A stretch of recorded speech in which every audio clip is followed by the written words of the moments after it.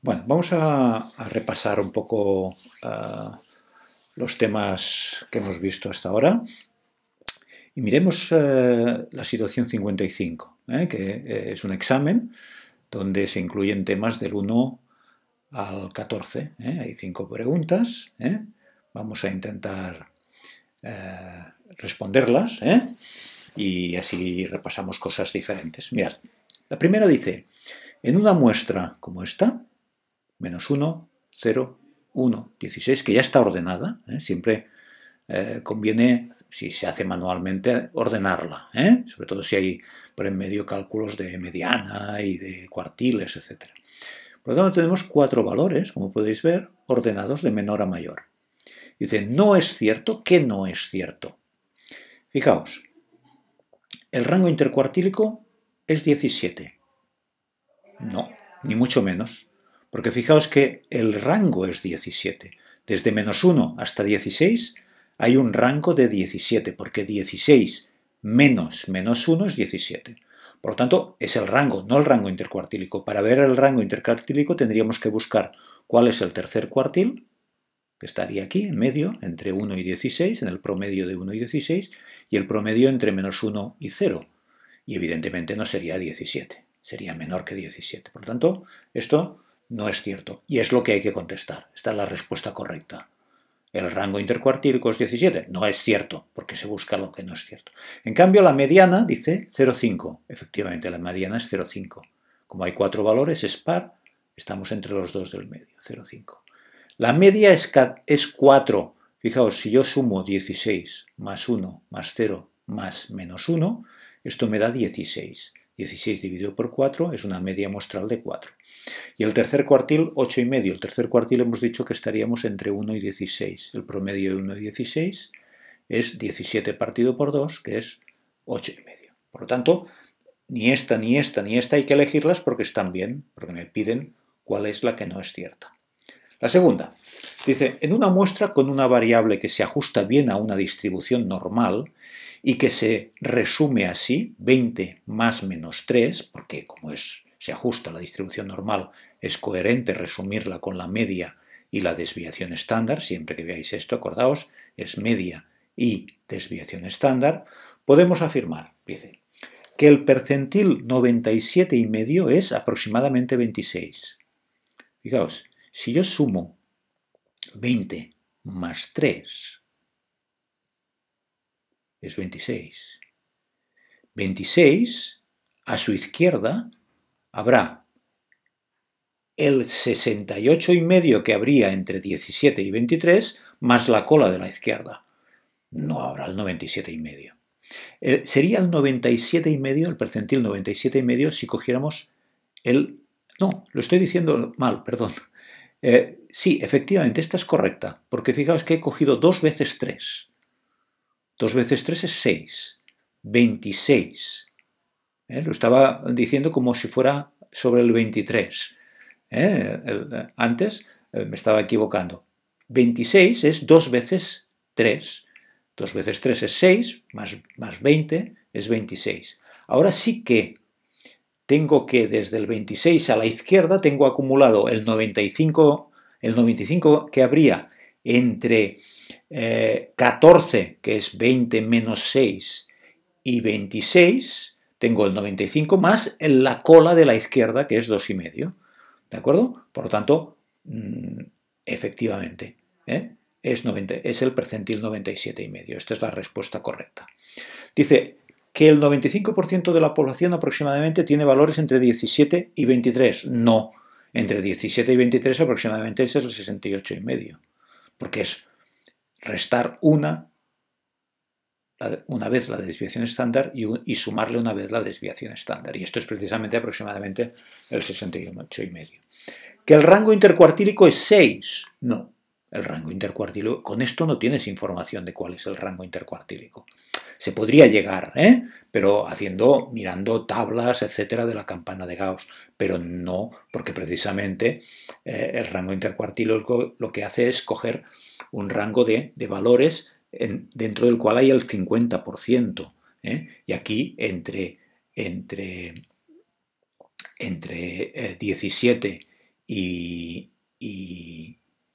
23, que son estos 6 valores, tienes el 68,5%, o sea, no es el rango intercartírico 6.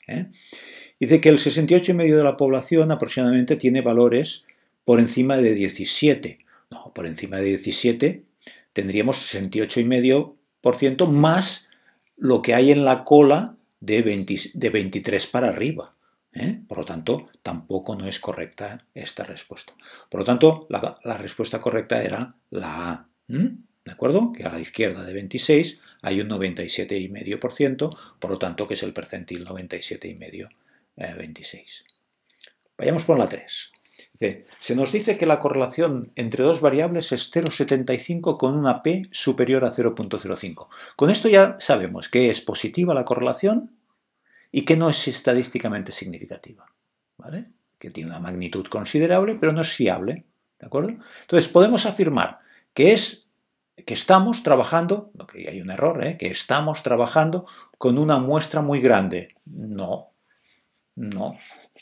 Precisamente, si tengo una correlación tan alta, porque es bastante alta, y no es significativa, es porque el tamaño de muestra debe ser pequeño, precisamente. Si fuera muy grande el tamaño de muestra, seguramente una correlación de 0,75 ya sería estadísticamente significativa. ¿De qué es una correlación significativa y positiva? Positiva sí, pero no es significativa, porque el p-valor es superior a 0,05. Para que fuera significativa tendría que ser menor de 0,05. Que no tenemos argumentos suficientes para desestimar que la correlación poblacional sea cero. Correcto, precisamente esta es la idea de que sea una correlación no significativa. El hecho de que no podemos descartar que la correlación poblacional sea cero. Por lo tanto, esto es correcto, precisamente. Lo que viendo esta información de la correlación y de que no es significativa, lo que me está diciendo es que no tenemos argumentos en estos momentos, con la información que tenemos, para desestimar que la correlación poblacional sea cero. Y por eso no es significativa esta correlación, a pesar de ser muy grande, 0,75.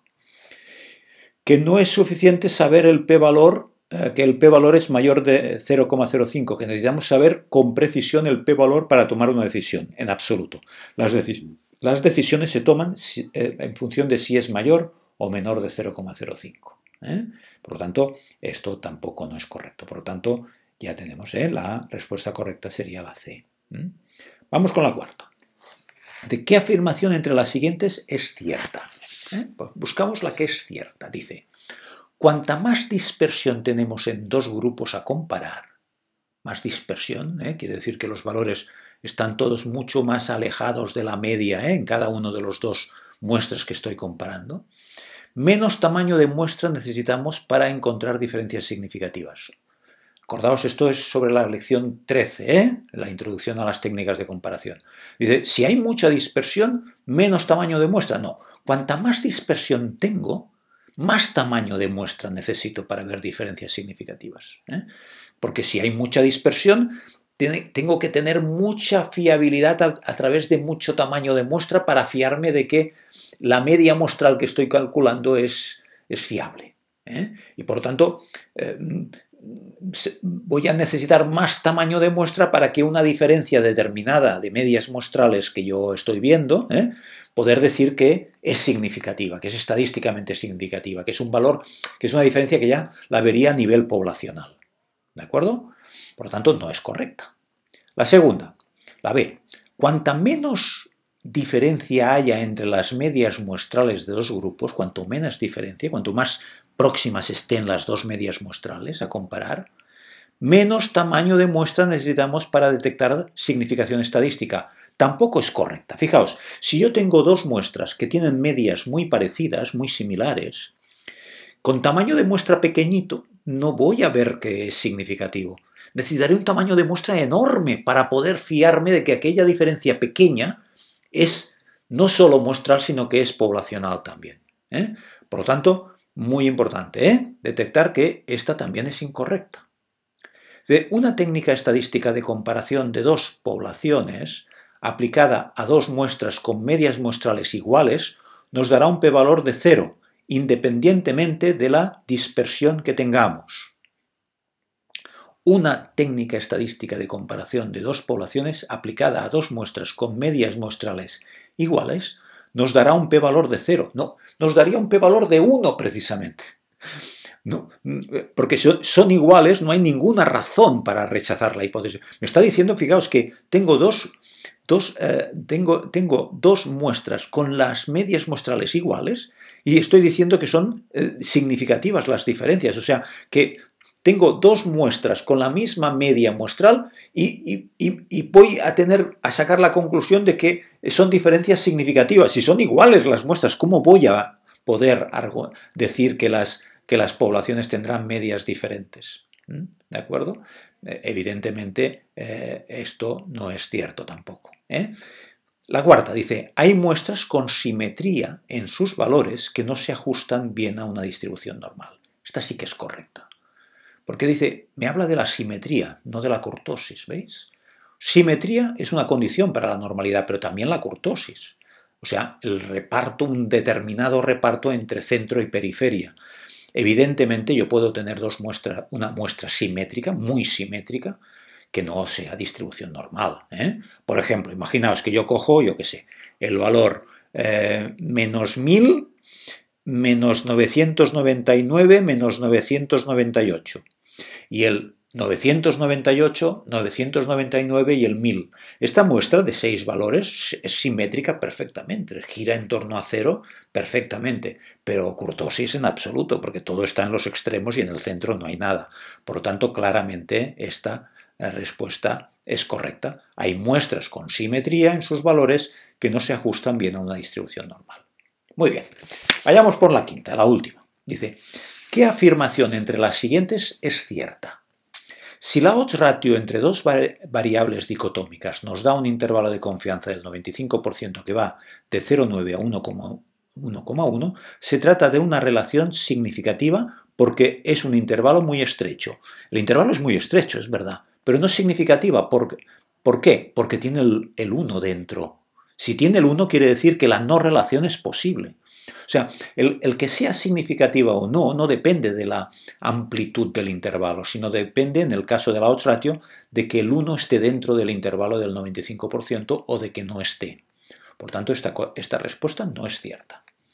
Una V de Cramer de 0,4 será significativa si el p-valor de la g cuadrado es menor de 0,05. Mirad, cuando os he hablado de la V de Cramer, os he dicho que es una medida del grado de relación que hay entre dos variables cualitativas, que generen una tabla de contingencias con el número de filas y número de columnas que queramos. Eso es una medida del grado de relación que es aplicable a cualquier relación de variables cualitativas. Cosa que no ocurre con la odds ratio, que necesitas tener una tabla 2×2. Estás relacionando dos variables dicotómicas, no solo cualitativas, sino dicotómicas. ¿De acuerdo? Bien, por lo tanto, la V de Cramer es todoterreno, pero no hemos hablado en ningún momento de significación, no tiene un p-valor. Normalmente la V de Cramer no tiene inmediatamente un p-valor asociado.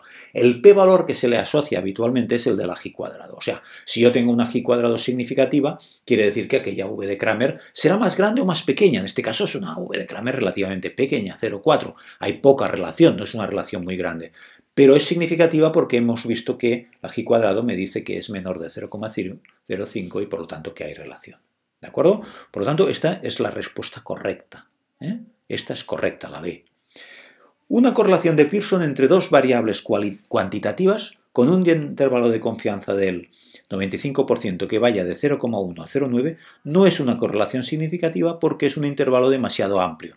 Es verdad que es un intervalo muy amplio, pero esto no la invalida como significativa, porque no tiene el 0 dentro. O sea, es un poco, la tenéis que poner en conexión con la A. Si yo tengo que el intervalo de confianza en el caso de la correlación no incluye al 0, es que es una correlación significativa. Para que no fuera significativa debería incluir el 0. ¿De acuerdo? Por lo tanto, este intervalo de confianza me está diciendo que esta correlación tiene un p-valor menor de 0,05. Igual que en esta odds ratio, que tiene el 1 dentro, acordaos, la odds ratio es el 1 que tiene que estar dentro, porque es la no relación. En la correlación de Pearson es el 0 el que no tiene que estar dentro para que haya significación. ¿de acuerdo? En este caso, el p-valor sería mayor de 0,05 porque el intervalo de confianza del 95% incluye al 1. Son equivalentes los intervalos de confianza y los contrastes de hipótesis y su p-valor asociado, ¿de acuerdo? Esto es muy importante que lo entendáis, son equivalentes. Y finalmente, por lo tanto aquí no es correcta, porque es significativa, aunque el intervalo es muy amplio y me está diciendo que el tamaño de muestra no es muy grande. Y finalmente, si dos medias muestrales son distintas con una diferencia superior al 5%, esa diferencia ya se considera estadísticamente significativa. A ver, cuando yo tengo dos medias muestrales, la magnitud de la diferencia, el que sean muy diferentes o no, no es lo que me dice la diferencia. Para saber si las medias muestrales son diferentes significativamente, no basta mirar si son muy diferentes entre ellas los valores de media, sino que hay que saber el tamaño de muestra y la dispersión que tengo, como hemos visto en el tema 13. Por tanto, esto tampoco es correcto. ¿De acuerdo? Fijaos cómo tenéis muchos exámenes resueltos. Yo os iré comentando exámenes resueltos, como si estuviéramos en clase, pero repasad vosotros, hay muchos en el blog. Pero como podéis ver es pensar muy bien las respuestas y este tipo de preguntas os solidifican en los conceptos que estamos viendo. Es una forma de entender mejor los conceptos que estamos viendo hasta ahora. ¿De acuerdo? Venga, pues muchas gracias.